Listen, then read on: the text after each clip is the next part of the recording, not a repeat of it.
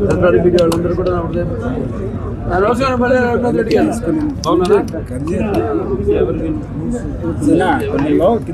మనంతా ఎవరంగిలే ఎప్పుడు పని ఇదే కదా చేద్దాం, మంచి చేద్దాం, అభివృద్ధి చేద్దాం, సంక్షేమం ఇవే కదా. ఇక్కడ పెడతాను. సరే, అందరికి నమస్కారం. రాజకీయ సోదరులందరికీ, ప్రింట్ అండ్ ఎలక్ట్రానిక్ మీడియా వాళ్ళందరికీ ఈరోజు ఇక్కడ మరగసిర ఈ బ్రాంచ్ కెనాల్ విస్తరణ పనులకు పూజా కార్యక్రమం నిర్వహించినందుకు మరి ఇవాళ ఇది హిందూపూర్ చరిత్రలోనే ఒక సువర్ణ అధ్యాయం. అలాగే దశాబ్దాలుగా ఇక్కడ ప్రజలు అలాగే రైతులు ఎదురు చూస్తున్న ఈ యొక్క నీటి కళను సాకారం చేసే దిశగా ఈ ఒక కార్యక్రమాన్ని చేపట్టడం ఇది చాలా ఆనందంగా ఉంది మాకు. ఎందుకంటే ఎన్నో ఏళ్ళ నుంచి ఈ కరువు కొరలో ఉన్న ఈ రాయలసీమ ప్రాంత ప్రజలు ఎదురు చూస్తున్న దీన్ని ఇవాళ ఎంతో మన కీలకమైన ముందడుగు, ఇది ఎంతో ప్రాధాన్యమైన కీలకమైన ముందడుగు. మరి ఆనాడు ఏదైతే ఈ రాయలసీమను ఈ కరువు కోరల నుంచి విముక్తి చేయాలని ఆనాడు విశ్వవిఖ్యాత నట సార్వభౌముడు పద్మశ్రీ డాక్టర్ కళాప్రపూర్ణ నందమూరి తారక రామారావు గారు, తెలుగుదేశం పార్టీ వ్యవస్థాపకులు, అలాగే మాజీ ముఖ్యమంత్రి వర్యులు, అలాగే మన ఇక్కడి నుంచి 3 సార్లు హిందూపురం నుంచి కూడా ఎన్నికైన శాసనసభ్యులుగా, అలాగే దివంగత ఎన్టీ రామారావు గారు ఆయన ఈ యొక్క ప్రాంతాన్ని సస్యశ్యామలం చేయాలని ఈ రాయలసీమ ప్రాంతాన్ని నాడు మరి గాలేరు నగరి కావచ్చు, లేకపోతే తెలుగు గంగ కావచ్చు, లేకపోతే ఆంధ్రనివాస సుజల సర్వంతి కావచ్చు, వీటన్నిటికీ బీజం వేయడం జరిగింది.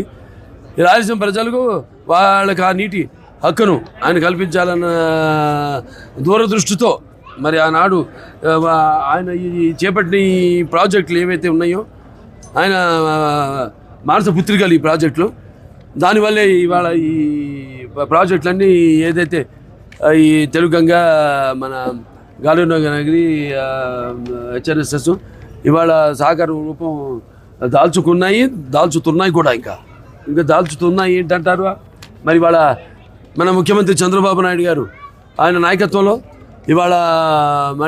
ఇవాళ ఈ యొక్క రాయలసీమ ప్రాంతాన్ని అన్ని రంగాల్లో అభివృద్ధి చేయాలి అన్న సంకల్పంతో, అలాగే ఇవాళ హంద్రినివా యొక్క ఏదైతే మరొకసారి బ్రాంచ్ కెనాల్ ఉందో దానికి ఆయన ఈరోజు ఊపిరి పోశారు. ముఖ్యంగా అదేంటంటే రాయలసీమ ప్రజలకు నీటి హక్కును కల్పించాలి, ఏదైతే నాన్నగారి ఆశ ఉందో దాన్ని ముందుకు కొనసాగిస్తూ, మరి అలాగే ఇవాళ ఈ యొక్క ప్రత్యేకమైన వీటి ఎన్నో క్లిష్ట పరిస్థితులు ఉంది రాష్ట్రం ఆర్థికంగా. కానీ మనకి రాష్ట్రానికి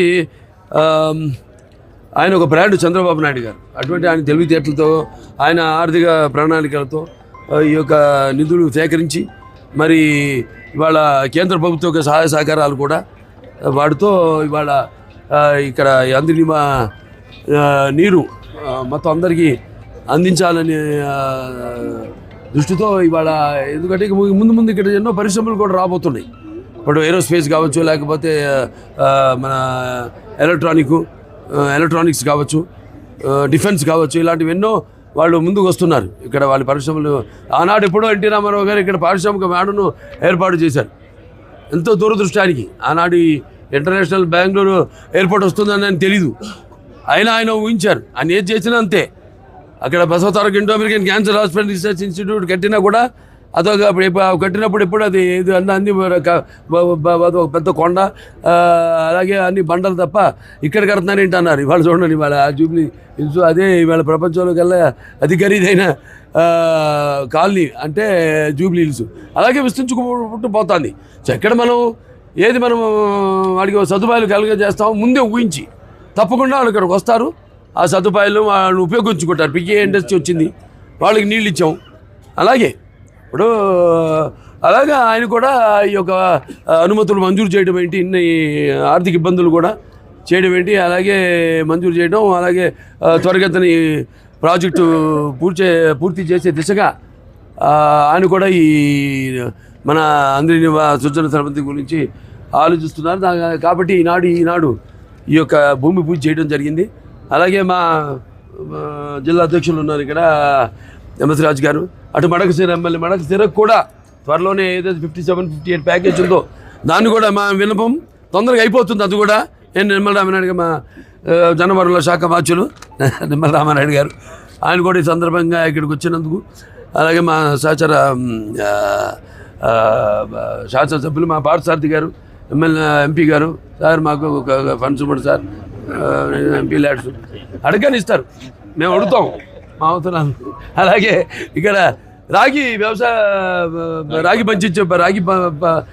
పంట పండించేవాడు ఉన్నారు. వాళ్ళ ఏంటంటే పాపం హైయెస్ట్ ప్రొక్యూర్మెంట్ హిందూపురం నుంచి జరిగిందండి. మొత్తం మన జిల్లాలో 2.5 లక్షల టన్నులు అయితే హిందూపురం నుంచే 1,00,000 టన్నులు ప్రొక్యూర్మెంట్ చేయడం జరిగింది.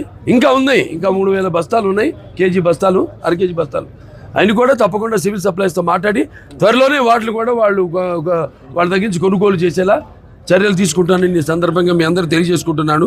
అలాగే ఇంకోటి మడకశిర బ్రాంచ్ పూర్తవ్వడం ద్వారా తద్వారా తక్కువ సమయంలో ఎక్కువ మనం నీళ్ళు అంటే విడుదల పరిణామంలో నీటిని విడుదల చేయడం జరుగుతుంది.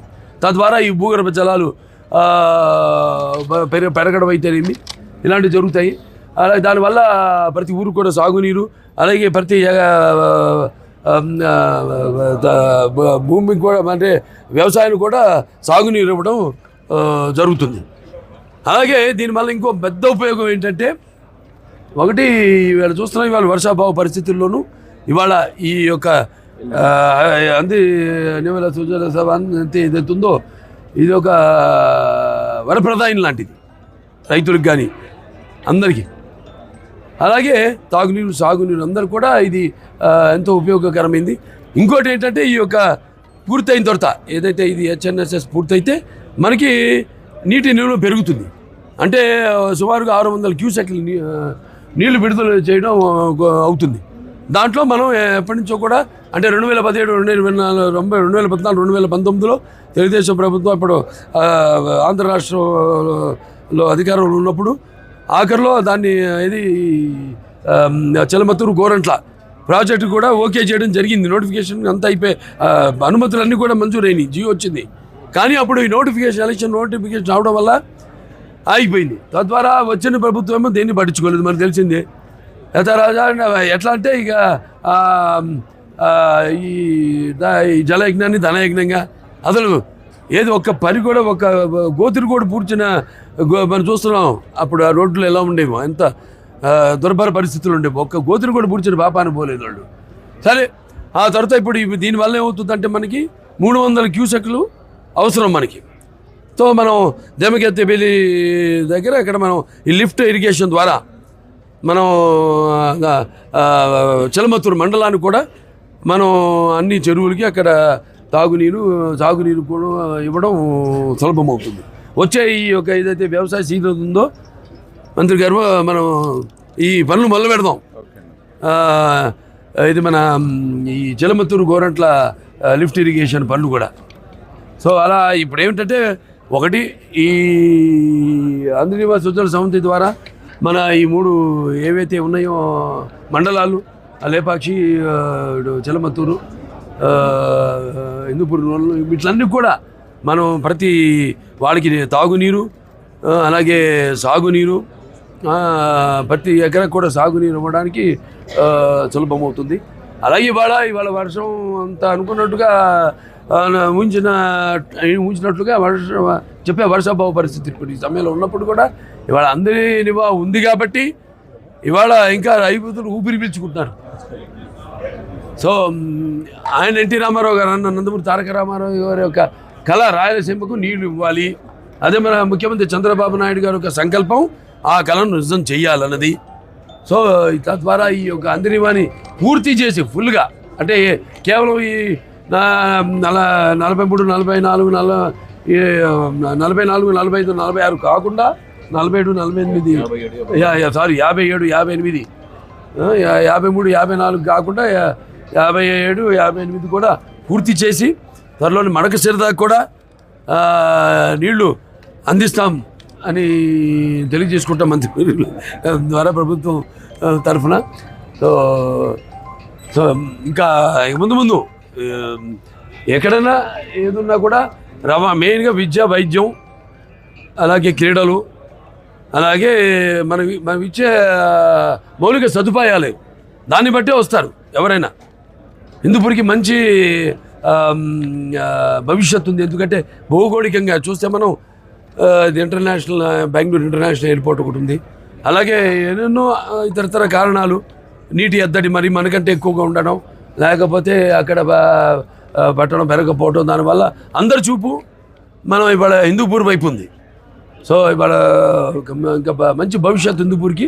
సో ఇలా ఏదేది ఎవరెవరు ఇక్కడ రావాలనుకుంటారు, పరిశ్రమలు పెట్టాలనుకుంటారో వాళ్ళందరితో సంఘటితపరిచి వాళ్ళ అవసరాలు, మౌలిక సదుపాయాలు ఏంటి అంటే మెయిన్గా వాళ్ళకి నీరు. అలాగే మా డిమాండ్ ఏంటంటే ఇక్కడ ఎవరైతే యువత ఉందో వాళ్ళని నిర్లక్ష్యం చేయకుండా ఇక్కడ స్థానికులకే ఇక్కడ ఉద్యోగాలు ఇవ్వాలి. దానికి వారికి తరఫీదు స్కిల్ డెవలప్మెంట్ ద్వారా వాళ్ళు పెట్టుకుంటారు. స్కిల్ డెవలప్మెంట్ ప్రభుత్వం కూడా మనం కూడా మేళా పెట్టాం బ్రహ్మాండంగా, చాలా బాగా జరిగింది మేళా. అంతకుముందు కూడా 2014-17 మనం పెట్టడం జరిగింది. సుమారుగా 1200-1500 మందికి ఉద్యోగాలు వచ్చాయి. సో ఇలా ఇక చేసుకుంటే వెళ్ళి హిందూపూర్ అభివృద్ధిలో అన్ని రకాలుగా ప్రభుత్వం దీన్ని అభివృద్ధి చేయాలన్న దూరదృష్టితో ఉంది. త్వరగతిలోనే హిందూపూర్ అన్ని రంగాల్లో అంటే బహుముఖ విధంగా ఈ యొక్క హిందూపూర్ని అభివృద్ధి చేస్తాం అందరం కలిసి. మన తెలుగుదేశం ప్రభుత్వం చేస్తుందని నేను హామీ ఇస్తున్నాను.